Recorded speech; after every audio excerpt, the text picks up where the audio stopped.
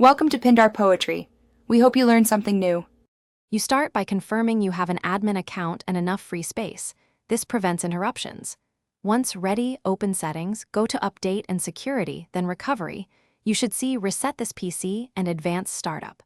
Choose Reset this PC if you want to reinstall Windows quickly, versus Advanced Startup for system image or command prompt access. Make sure to read the options. Keep my files or remove everything, because that affects your data and time to complete the task. You'll now perform the chosen recovery action. Select Keep My Files to preserve personal data or remove everything to start fresh, then follow the guided prompts. Once done, Windows prepares files and may restart several times.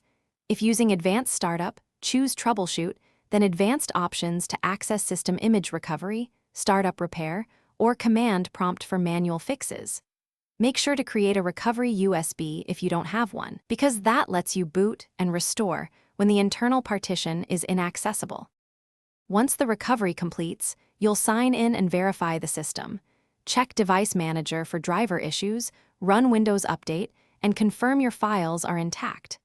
If Windows runs slow initially, let it finish background setup tasks and perform a restart. Make sure to reconnect peripherals and reconfigure any settings you need. If something goes wrong, like boot failures, use the recovery USB or boot to safe mode from Advanced Startup to run Startup Repair or restore a system image.